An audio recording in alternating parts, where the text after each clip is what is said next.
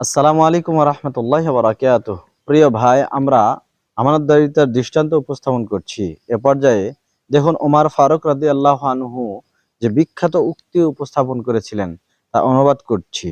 তিনি বলতেন, লাও মাতাত সাখলাতুন আলা শাতিল ফুরাতি দয়আতান।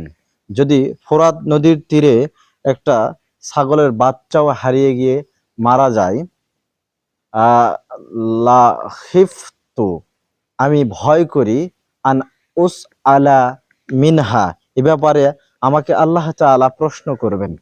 আল্লাহ একবার দেখুন সম্মানিত উপস্থিতি, ওমর ফারুক রাদিয়াল্লাহু আনহুর ব্যাপারে আমরা জানি তিনি রাত বিরাতে মানুষের বাড়ি বাড়ি খুঁজে বেড়াতেন যে কে কোন কষ্টে মুসিবতে রয়েছেন।